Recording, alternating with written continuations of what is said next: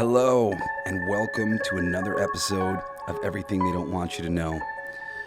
This is kind of a reintroduction for me, getting back on track. I started this show, like 6 months ago, was when I first started recording.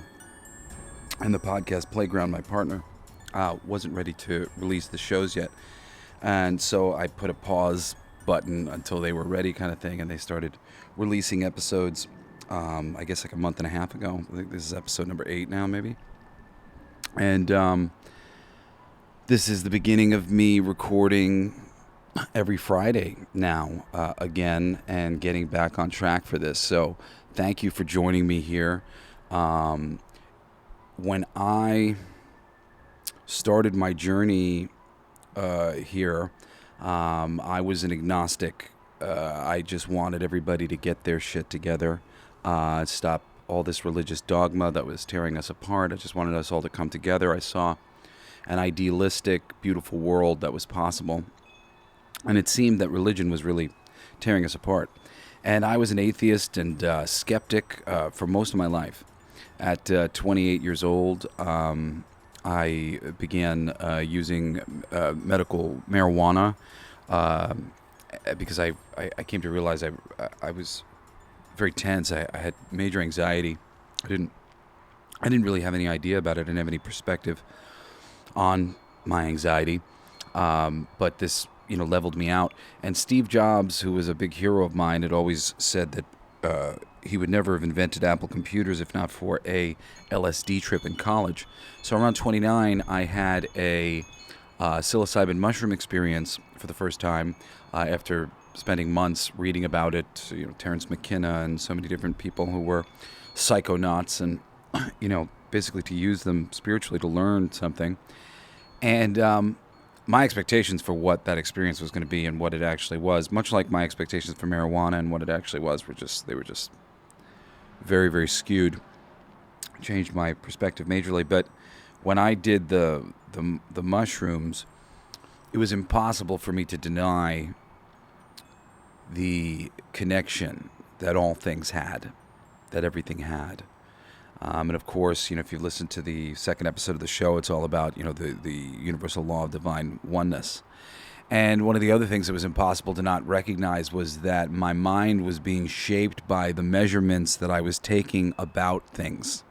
How I felt about various things was sort of like putting up walls in my reality. And that my mind, how I felt, if I could change the way I felt, and in that moment when I first had that first experience, I changed a lot of the ways I felt about things in a major way because I felt a lot of gratitude for the first time. I wasn't feeling very grateful.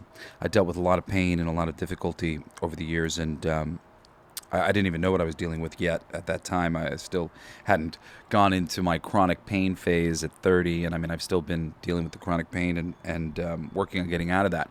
And that's actually why I took off these past few months, because I've been dealing with some health issues, because one of the bottom of the barrel spiritual lessons for myself is taking care of myself better. And I'm trying, but it's like I really waited too long to try, and we're going to talk about that today with the Perpetual Transmutation of Energy and the things that, I'm like, okay, yeah, I guess I'll do that. All of a sudden it became, you must do this now or you may die, really life-threatening kind of things, because I just was not addressing problems, not nurturing myself, thinking, sort of like trying to get love from outside of myself to compensate for loving myself. And loving yourself is a really important thing. So I was an atheist, agnostic, whatever, and I got my mind opened by these substances, and really came to understand what great teachers the psychedelic plant kingdom is. Went on to do ayahuasca and whatever else. And I was researching so many things, and I opened my mind at that period of time. But I can't say that I quite opened my mind to the things that were necessary to know until I opened my mind to these, what I always thought was stupid, secret societies and all this stuff. Like, And then I moved out to Los Angeles, and I am still here back and forth. My kids are in New York, so I spend a lot of time back and forth. And I got invited to join the Illuminati. And I got invited to play one of their parties. And, and promised fame and fortune, and oh man, they'll love you, and blah, blah, blah, blah, blah. And when I was invited to go play one of these parties, it was by a friend of mine who was very inside Hollywood, had grown up there, and his family was very inside Hollywood. And the casual way in which he said this to me, it was so casual. You should play one of the Illuminati parties. Oh, they'd love you. And I just kind of sat there with my mouth open, because I was feeling like those sorts of conspiracies were no.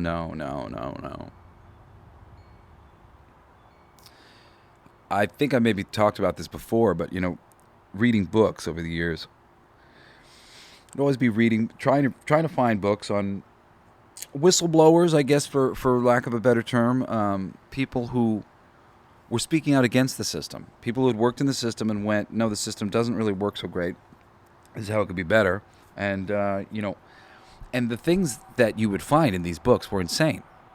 And you'd finish every book and you'd go, wow, what a 1 in a million circumstance that allowed for this shenanigans to be happening.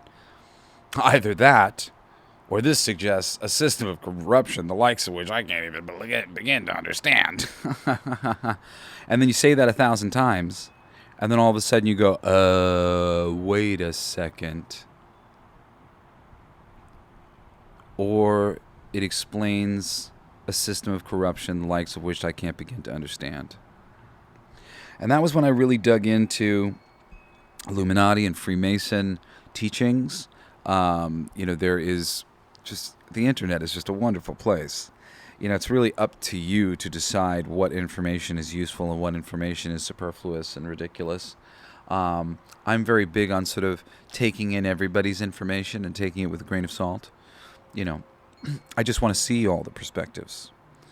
Because as we know, and as we've learned in previous episodes, if we've been listening, all is mind. And we are all creating our own individual realities with our minds.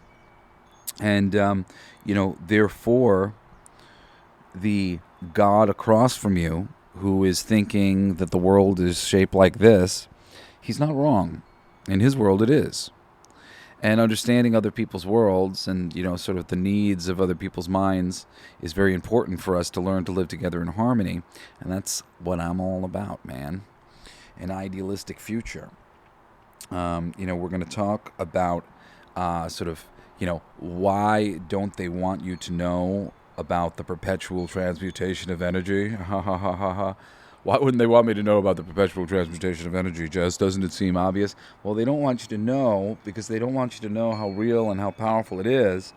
And that if we were all focused on the ideal, focused on what's possible in this world, we could change things. We could change things for once and for all for the better because we became idealists.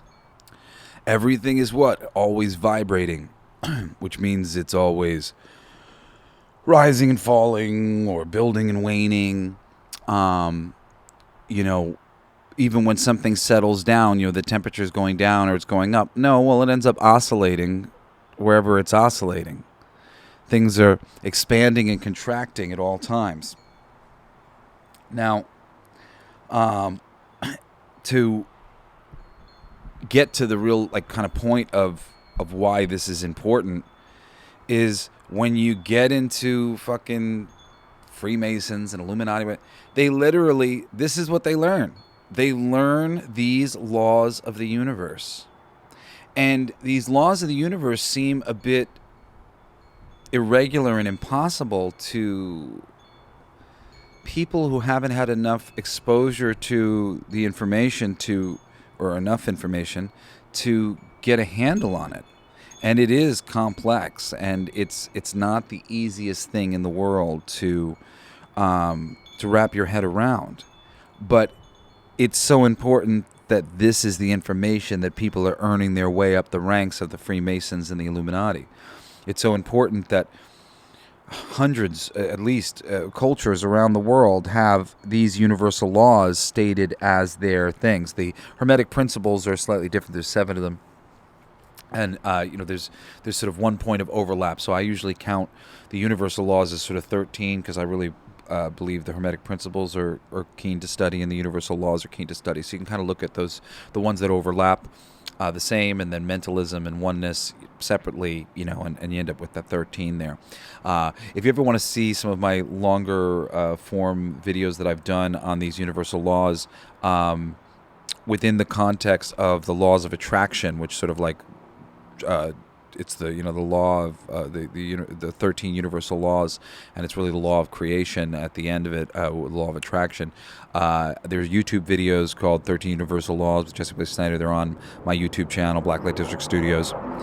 Sorry, I got chimes, I got noisy airplanes, but I decided I really want to try to do this show, which I view very much as a spiritual show, even though I'm going to be giving you guys very fucking practical information. This is not woo-woo spirituality. This is science. The richest and most powerful people on planet Earth know this shit, and they're using it in nefarious ways. And I'm not going to be sitting here teaching you guys black magic and things like that, but the principles outlined within these universal laws are the building blocks of everything. And there's plenty of additional nuance that could be added in, and additional, schools of thought and whatnot. And we're going to talk about so many different things as time goes on in this show, because it's just going to be, one thing after another that a simple subject matter, and we're going to talk about it. And there's a lot to talk about. It's just like it's never going to end. This is my favorite fucking subject to talk about. But the importance of this shit cannot be denied to the ruling powers that be on planet Earth. And I know very much why now, because I've been fucking living it and trying to learn from it and trying to reorganize my life. And I've mentioned, I think, that I've been going through over these past bunch of years a dark night of the soul that has kicked my ass and really just like transformed my life in ways that there's a small perspective from me that I don't like it. Well, it used to be a very big perspective. And my perspective has been transforming over time. My ego about things have been lessening. My desire to control things have been lessening. The energy has been perpetually transmutating. So just to recap previous episodes, we did the intro episode, which you might have heard, where I talked about a lot of the things that I talked about at the beginning, my journey to be a psychonaut and getting invited to join the Illuminati and realizing that too was a fucking possibility. The possibilities on planet Earth, guys, it's insane. It's insane in a wonderful way. Like, this place is nuts. It's so much more magical and wonderful than we've ever been told. I would have went into the sciences if the American school system didn't shrink the possibilities. And so I went into fantasy writing and writing music, trying to do things that were fantastic and, sort of larger than life, because I thought life was small. Oh my God, life is so much larger than the arts can ever be. So episode 1 of the show, which was, episode 2, but really episode 1, where we kicked it off and we taught the law of one, which states, all is one. I am you, you are me. You don't want to punch me in the nose, because then you got to feel what that feels like on the other side of creation. And that's basically as simple as it goes. And this is on the other side of creation. We'll get into things like reincarnation in the future. I know reincarnation is a subject that people have difficulty with, but the beginning here of the perpetual transmutation of energy, you'll understand why reincarnation is just another way of saying perpetual transmutation of energy. The energy is energy, comes into form, it becomes energy, it goes back to form. It goes back to energy. And we talked about before, what came first, the chicken or the egg? The idea for both. Idea comes before form. What's idea? Energy. Okay. So all is one and all is mind. Episode number 3, which was really law number 2 here for me. Mentalism. If you want to go study some Hermeticism, the Hermetic principles. Mentalism. All is mind. The third law, 4th episode, that's polarity. All is polarized. It was a really cool thing to learn about the magic of the number 3. When the oneness and the mind, which everything is in, but the oneness remains the same. We've talked about in the beginning there was a great nothing. Usually if I draw it on a piece of paper, it's represented in black, and then there's, white something. And it's energy, it's thinking. But that energy was existed in the nothing that was doing nothing. It was a state of possibility. And then from that nothing came everything. This ever-changing, perpetually transmutating energy. As soon as these two things were created, a third thing was created, which was an idea, a very powerful idea, of polarity. That these two things were the opposite of each other in some fundamental way. And they were. And then when you get into the other dimension of, physical reality, you're constantly having a thing that's being created that is ultimately only half of the creation. And it's seeking something to complete its energy, to balance its energy. Granted, truly conscious, higher beings like yourself are capable of raising your consciousness to the point where you can look down and you can see that you are those two energies, and you can bring them into balance for yourself. And that's what I've been doing. And it's been a very difficult thing for a lot of the reasons we're going to talk about today. I talked about this in my video. I've been rewatching some of these videos that I had made just to bring myself notes and put myself back into these subject matters in particular when I was studying them most closely. Just because there's lots of great analogies and things like that. And one of the subjects that I brought up was all about Job. And Job is such a great example to talk about the perpetual transmutation of energy. Talked about how Job was like one of the Bible things that upset me the most. Because essentially, if you don't know the story of Job, he was like a good guy who did everything God asked of him. And then had all of this terrible calamity fall upon him. But there is the truth of the lesson within the Bible, within a quote that Job says. He says, "The things I fear have come to visit upon me. And let me tell you, over the past 6, maybe 7 years, 8 years maybe of my life now, the things I feared have come to visit." It's longer than that, actually. Even my chronic pain was something that I feared. The head injuries that I had taken from football, from getting hit by a car, I was worried about things. I had people in my life who were hurt all the time. My father was a famous rock star, and then he fell from grace, and he didn't have anything, and we were struggling really hard for years and years. I had so many concerns about these things. There was so many different levels of worry that I was putting into my existence. One of the big worries that I didn't know that I had was a fear.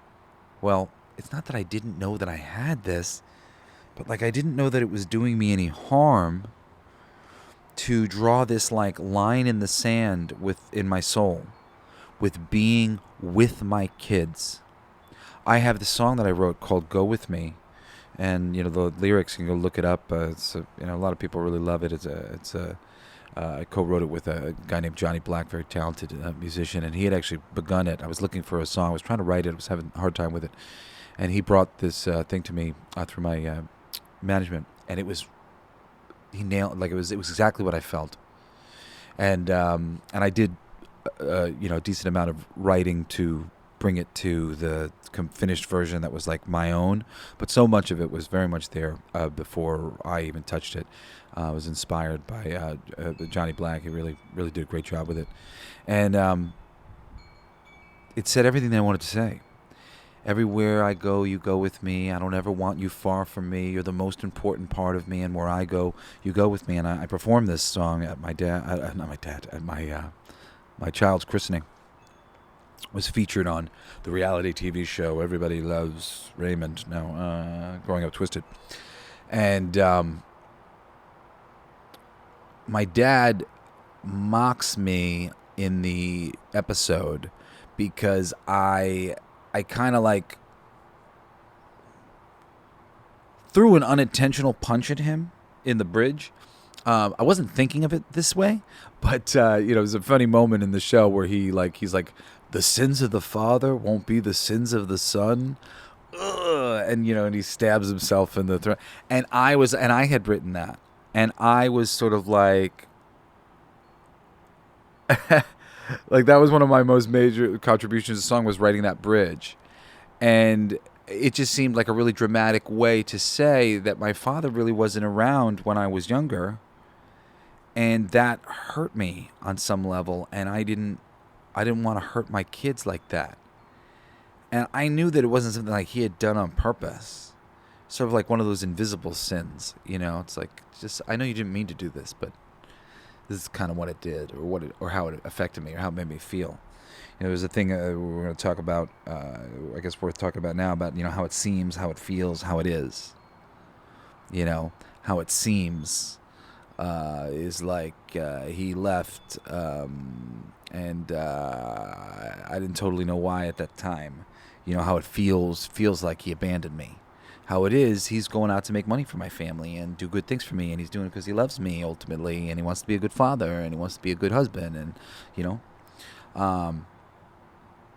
these degrees are important because we're talking in long term about the perpetual transmutation of energy, the importance of us all recognizing that we're all part of this collective consciousness, and to think positively is to help us to arrive at a better place in the universe.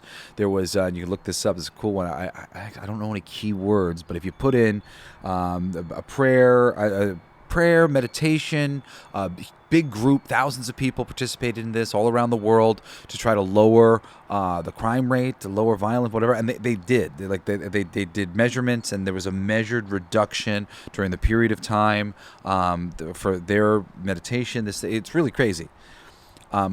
Thought affects everything. Thought affects water. If you've seen, I think it's a documentary, What the Fuck Do We Know? I think, or What the Bleep Do We Know? I think maybe it was called, was where I first had seen the Dr. Harmadomoto, or whatever the hell his name is, of putting the emotion into the water and changing the forms of the water, and what hate would do, and what sadness and tyranny and bad thoughts, whatever sort of things that were charged with energetic negativity would make the water disgusting and sort of like go into this gross state, really. And then positive thoughts of love and unity and family, that would make it would turn into snowflakes, like when you see beautiful snowflakes hit the thing. I've come to understand that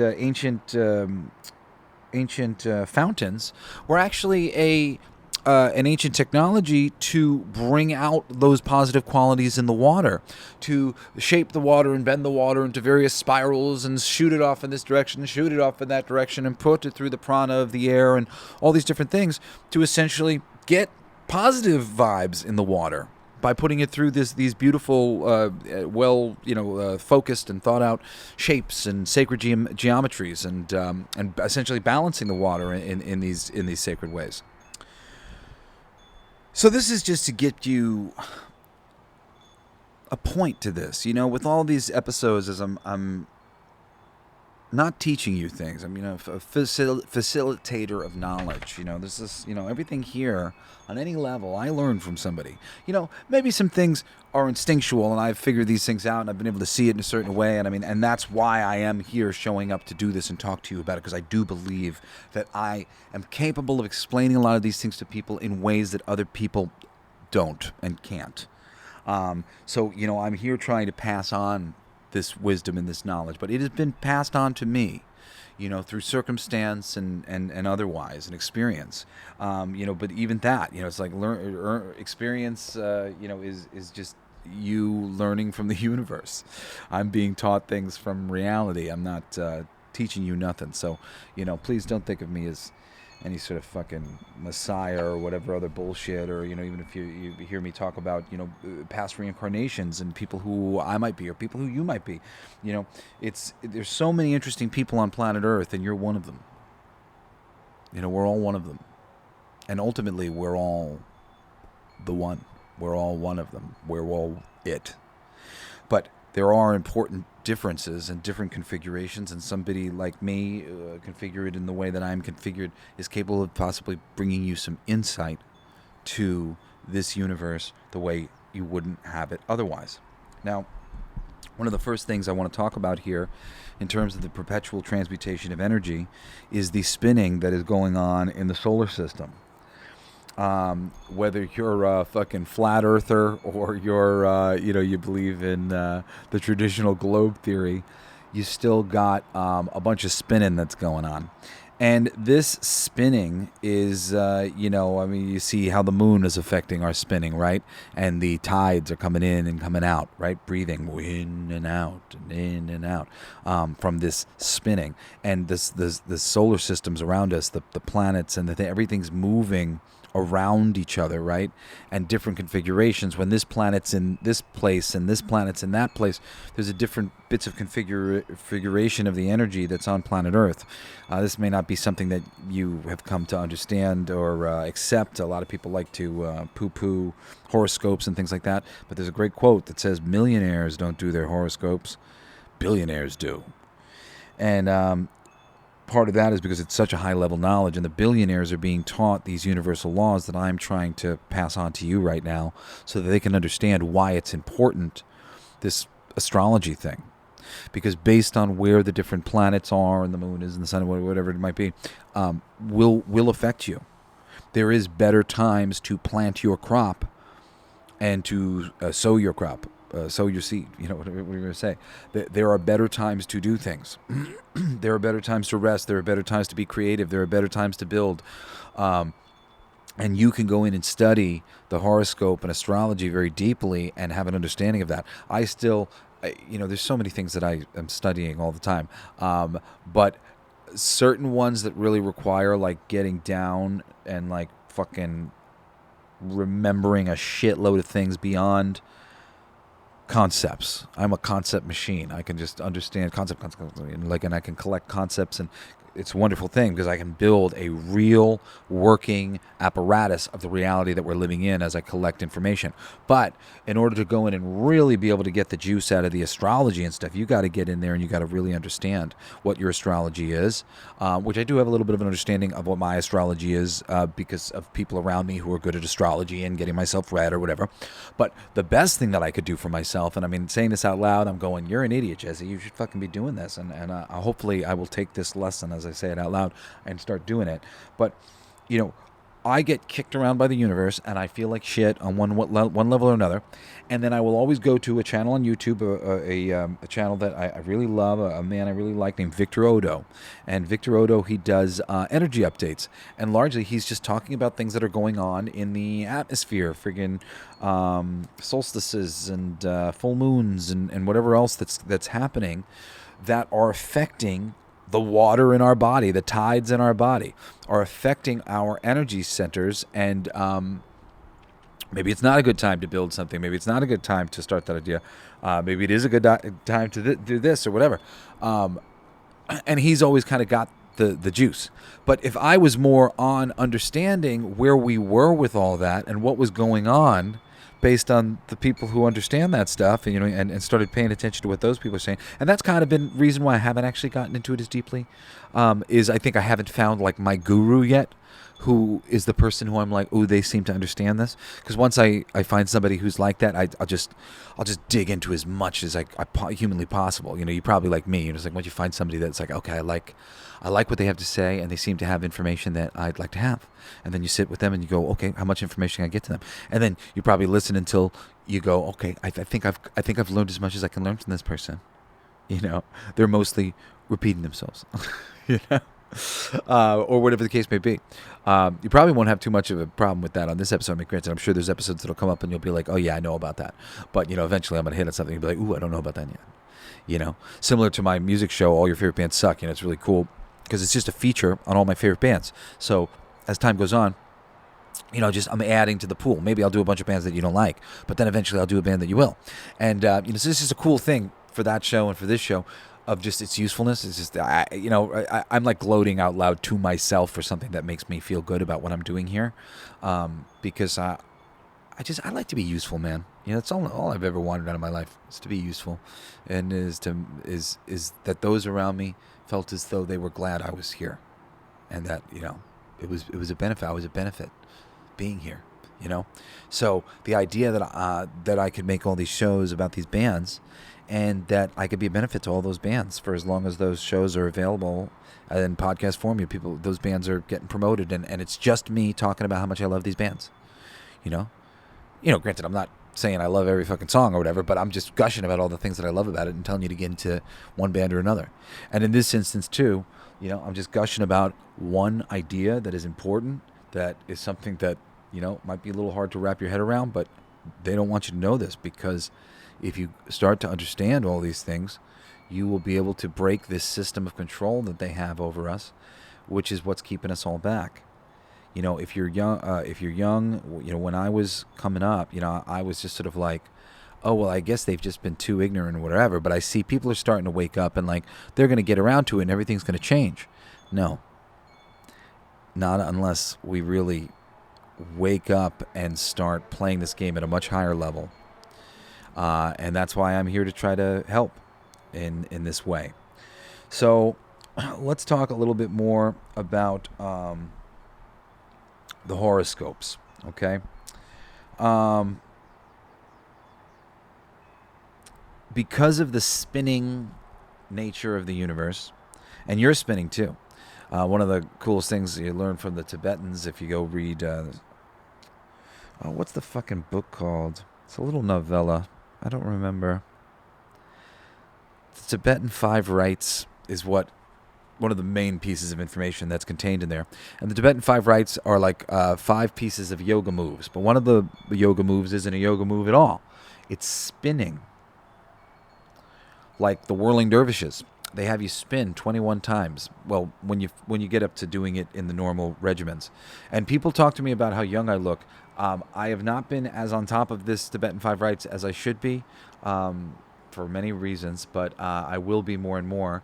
And I've had it passed on to me through meditation and whatnot from my higher guides that I should tell people how important the Tibetan 5 Rites are. I'll do an episode on it maybe in the future, because I do believe it has been helping me not to age.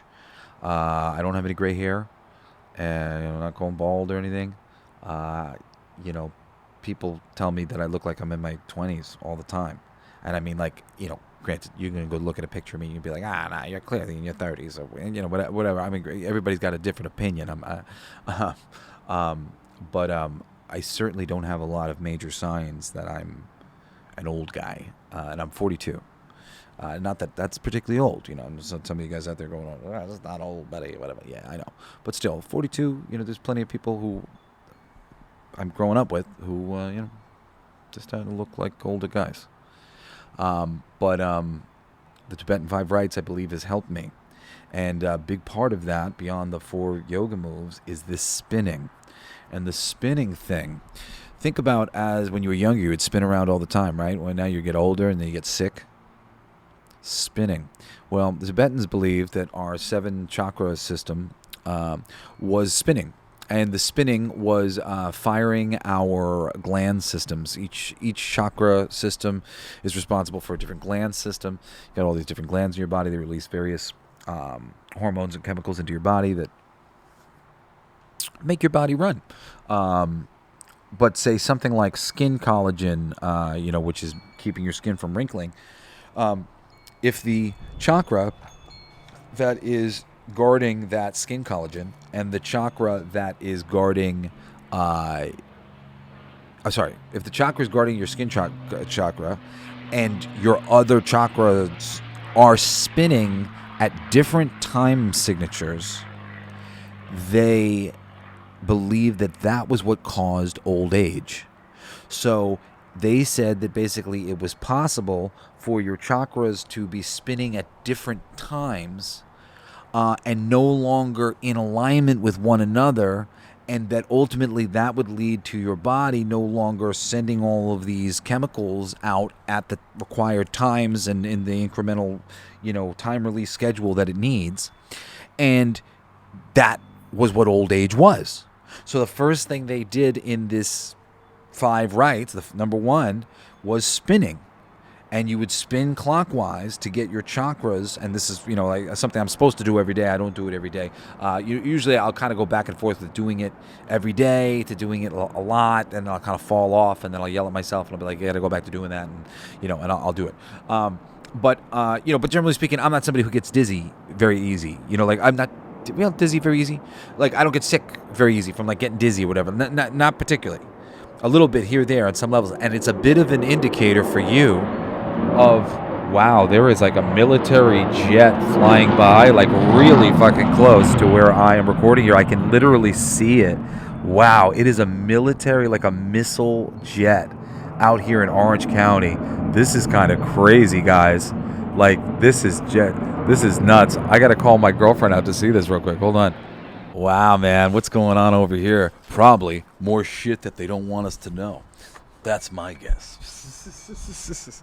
Okay. Shit.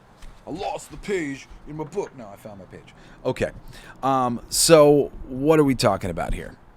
So, the Tibetans believed that spinning was important to your constitution. Clockwise spinning helped to keep your chakra system spinning. So your chakra system spinning, the fucking solar system spinning. Things are spinning, man.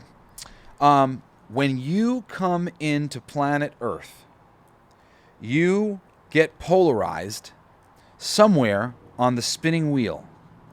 You know how you spin a wheel? You spin the wheel and it spins. Except this wheel is complex. It's a wheel within a wheel within a wheel. There's a wheel for the year, and there's a wheel for the month, and there's a wheel for the day, and that probably does no justice to actually explaining it. But as it all comes up, boom, boom, bang. Jason. Here's Jason. He's landed right here on the wheel. Now, if you can visualize this wheel in your mind, right? You are, let's say, on the north side of the wheel. Now, we talked about in previous episodes the law of vibration. Everything vibrates. So we're drawing this wheel, right? There's a little spoke in the middle, and you're the spoke that goes straight up to the north side. You can draw like a little node there, a little bump. You're the north node, okay, of this wheel. That's your vibration. We talked about the law of vibration. On the opposite side of this wheel now represents, do you remember?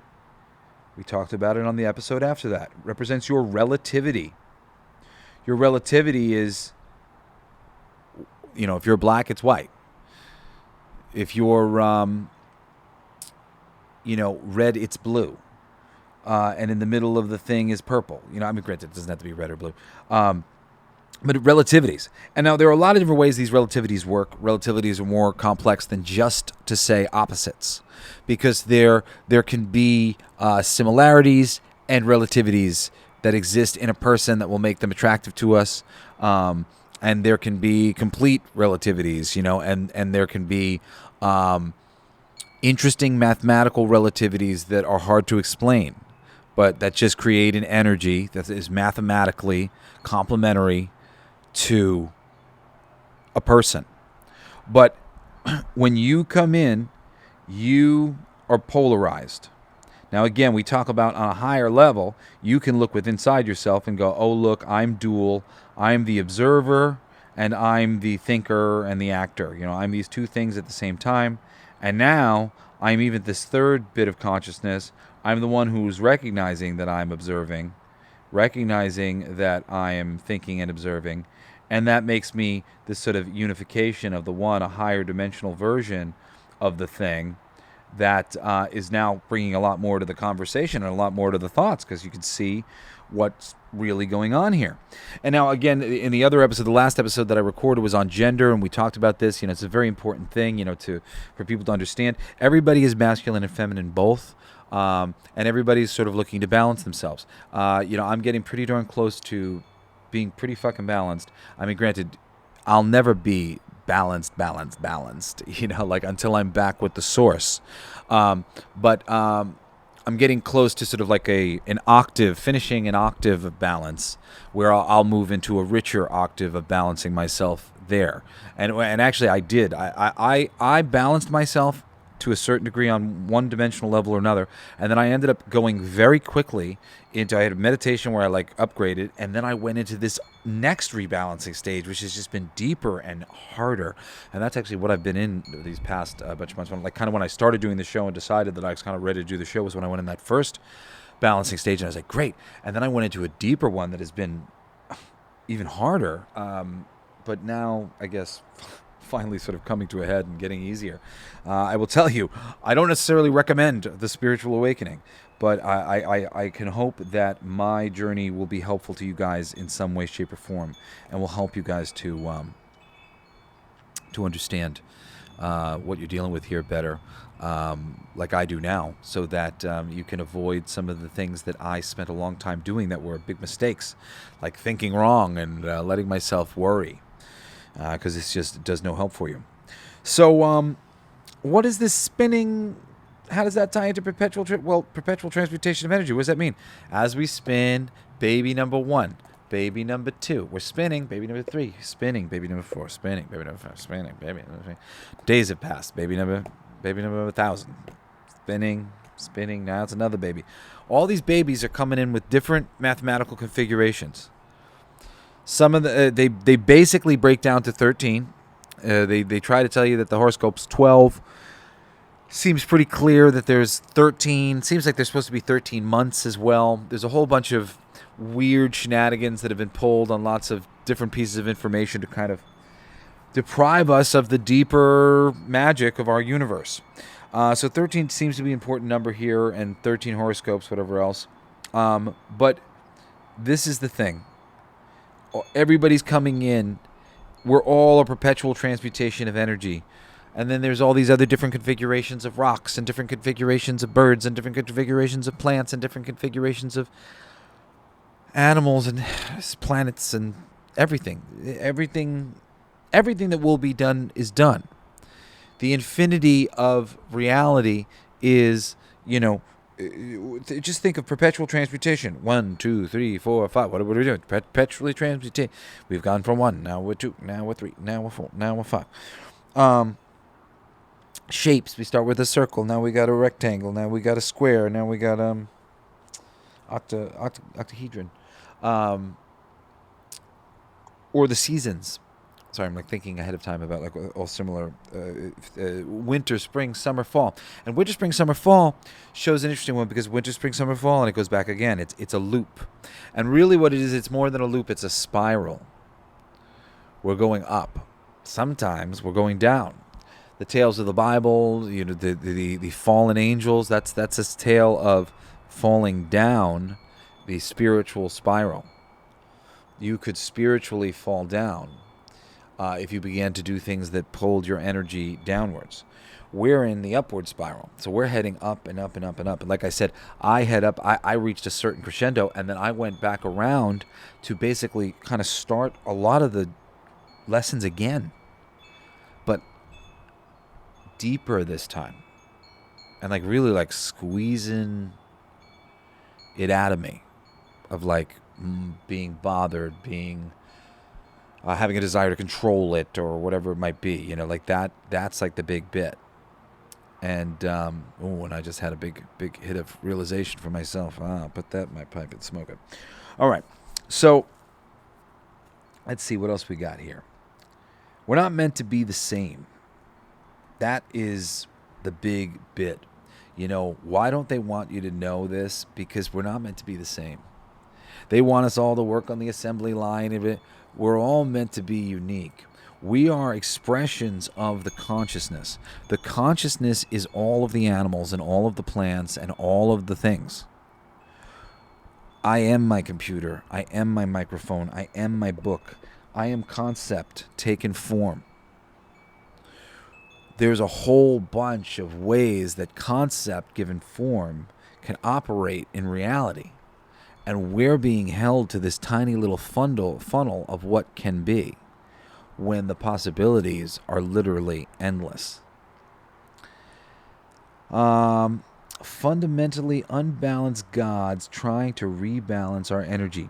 Yes, we are all the little spark of God, which is the thing that comes from nothing, and the nothing is sort of fully balanced, and the energy of the creative thing, which is attached to the nothing on the other side, so it can always go back to being the nothing, and a part of it is always in the nothing, so it never kind of is starved for the nothing. We are, sort of starved for that silence and that stillness and whatever else.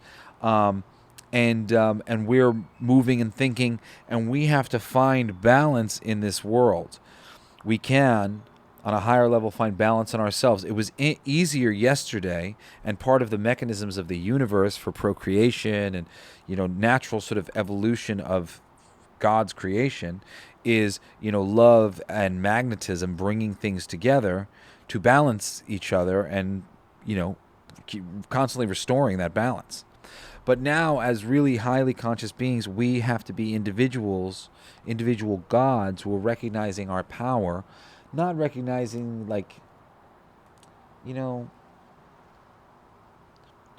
if we're all God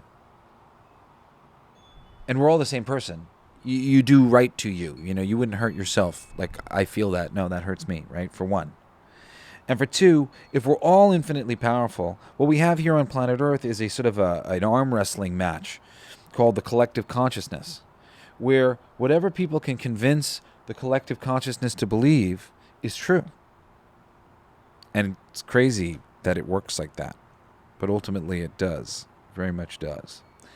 So we've got an unbalanced gods, individuals trying to rebalance our energy, and we've got a collective consciousness that's like arm wrestling every individual for their individuation,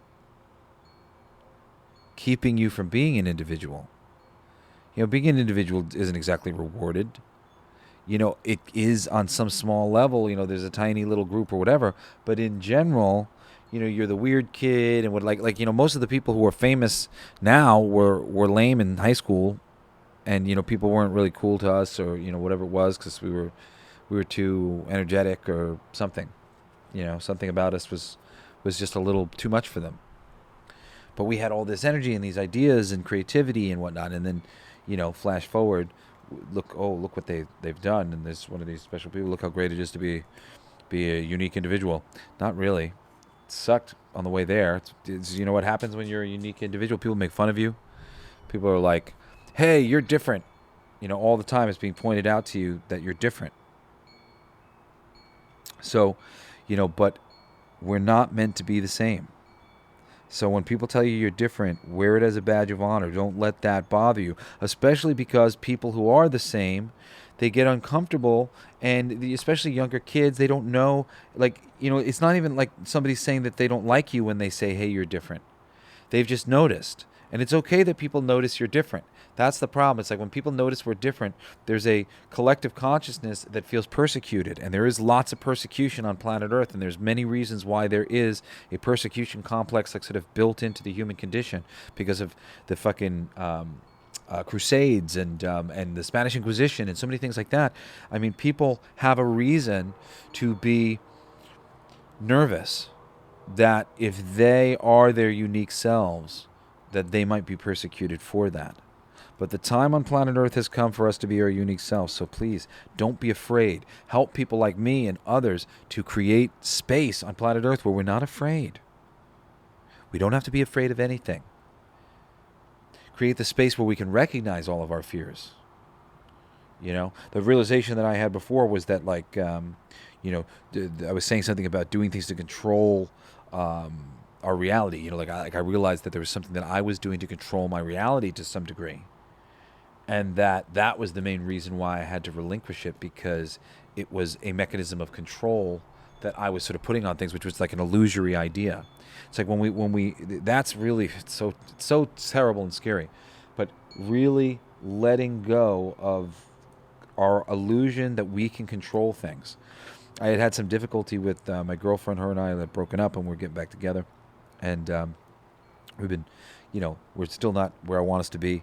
But I was really trying to control the situation because I was having emotional reactions to certain things. Like by the end of like the night, like on the weekend, I'd be like, upset and kind of lashing out.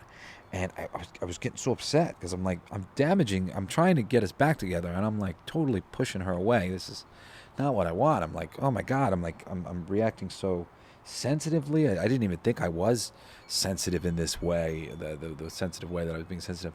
And it was amazing. The universe was literally creating things to get in the way of every mechanism that I would put in place to help myself avoid being hurt.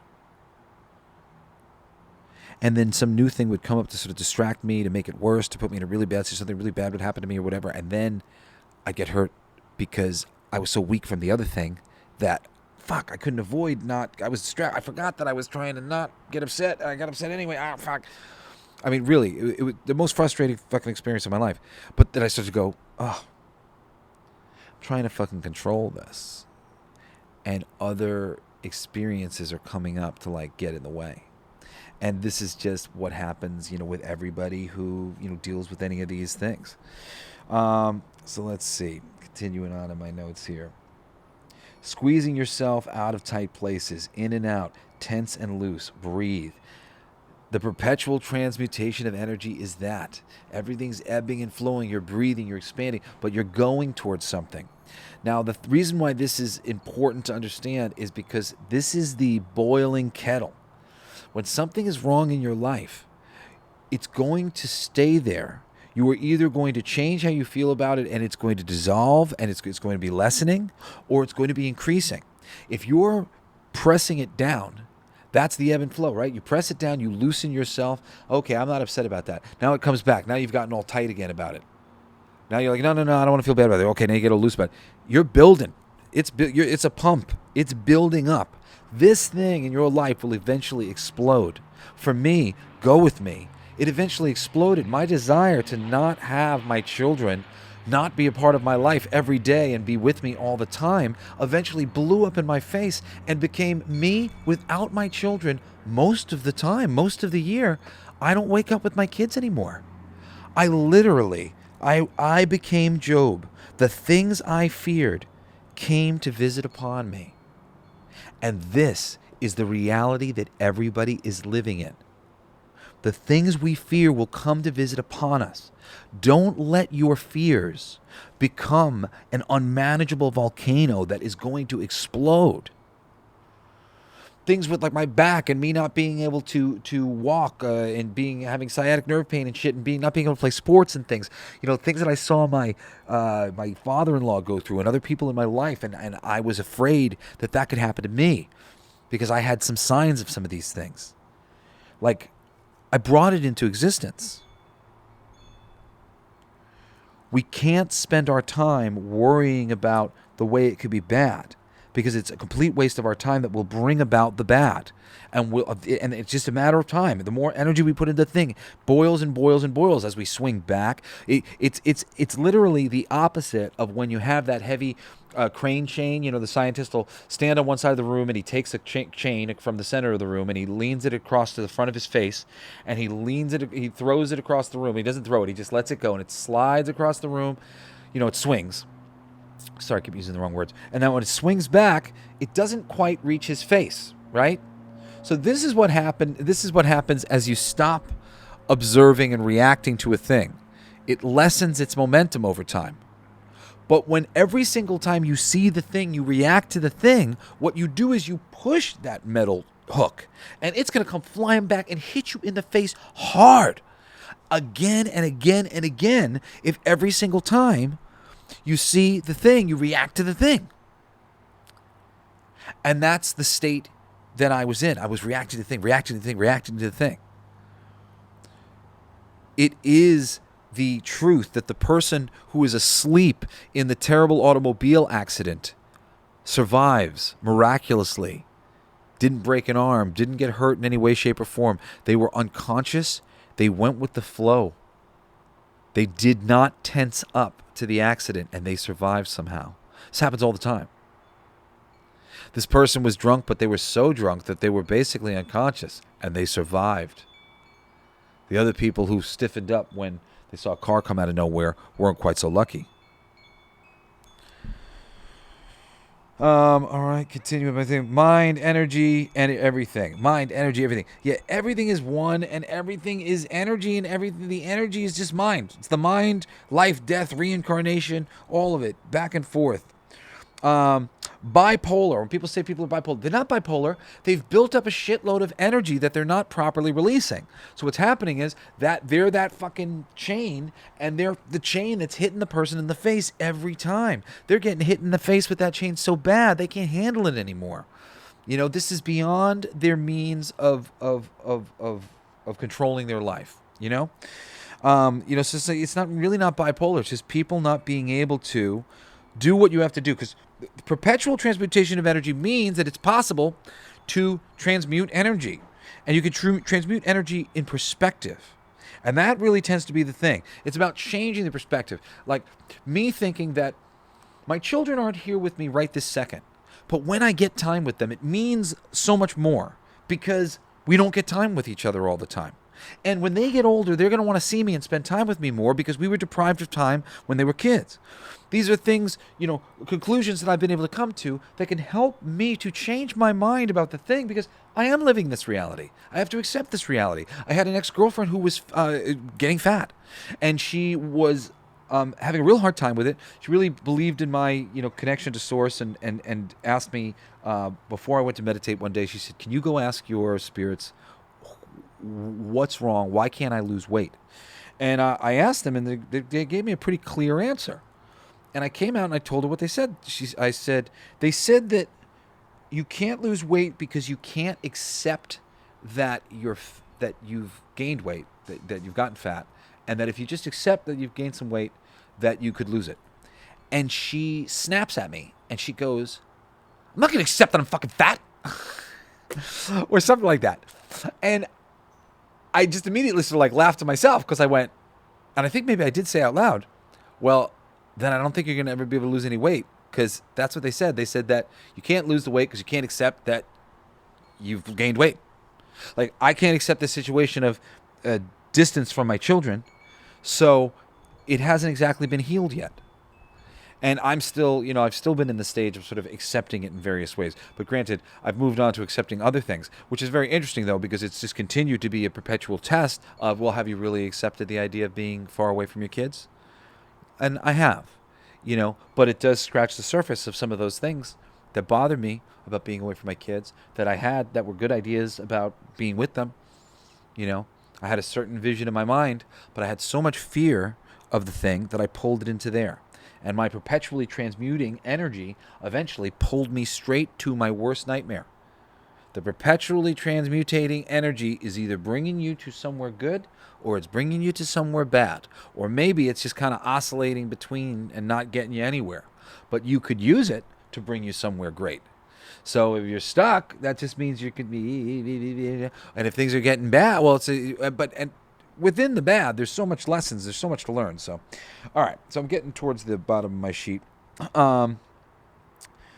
This is the Stay Puft Theory. Reality will take the shape of where you most put your energy. Okay? Whatever's easiest. You will create the form of your own demise in Ghostbusters. And he thinks of the Stay Puft Marshmallow Man. You will create your own demise. Job will create his worst nightmares. Jesse will create his worst nightmares. You will create your worst nightmares because you are a polarized mind. And until you understand these things, understand your power. Somebody who truly understands their power, it's like these, it's just...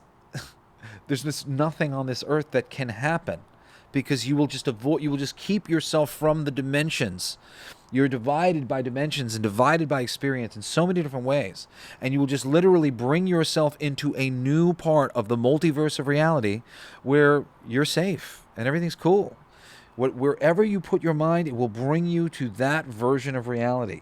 You are that powerful. Emotional frequencies, yeah. Emotional frequencies are very powerful. Tuning into the emotion you'd like to feel, the emotion you'd like to visualize in your future. Dwelling on emotions that you don't want to feel will pull you into those emotions, will bring you further there, will build the momentum there. The more you can do things that you like, read a book you like, play a game. It's been really rough for me when I get depressed. I won't let myself play games and do things. As hard as you can, fight against that. And every moment that you can, read the books that you like and play with your toys, or do the thing that you like. Go out for a hike or go for a walk or go to the gym, whatever it is that you like. You got to do those things. Very important, because that helps you create the momentum for the good things that you want in your life. You're always building momentum. Build the momentum for the stuff you want. Collective consciousness right now is pulling us down in so many ways. But if you can be an idealist, you can pull us all up. Everything is always changing. An eye for an eye became turn the other cheek when Jesus came around. And we can do even better than that. There's no idea. And this is the other thing. It's to understand really fully the spiral that is going on here within consciousness. No idea is made to last except for the oneness of God, because the parameters that give importance to an idea don't last. Do you understand that? No idea is meant to last because the parameters that made them important don't last. Okay? Everything is spiraling up. And as your perspective changes, the parameters of what is important to you, for you to understand, for you to know, for you to be interacting with, for you to be interacting underneath, for you to be governing yourself under. Those rules change. And the other ideas, they're superfluous. They exist as ideas, and all ideas exist throughout time down the spiral. But the spiral goes on forever. It is infinite. There is an infinite transmutation of energy. It is always going up or going down. And as it goes up and you start to spiral, you will eventually get to a point where you have turned so far that you can no longer see the point from which you have come from. And that is when the ideas from before no longer have any bearing on the ideas that you need now. And that's basically the place that you've come to on another episode of Everything They Don't Want You to Know. Yeah, please join me next Friday. This is, again, the first episode that I've recorded. I did the first 7 all in a row, like 7 weeks in a row or something like that. But I took a little bit of time off for my health and because the episodes weren't being released as podcasts yet. But this is the first one that I'm here on Friday. I'm going to be sending this off to the podcast playground. This will get put out. This will get promoted. And, hopefully lots of people will hear it. If you're a geek like me, you can check out my other podcast, Coolest Geek Alive, every Wednesday and Saturday. Saturdays I do picks of movies and TV shows that are fucking awesome. It's really great. I do 4 podcasts a week, 2 Coolest Geeks Alive, this one, and All Your Favorite Bands Suck, which is every Monday.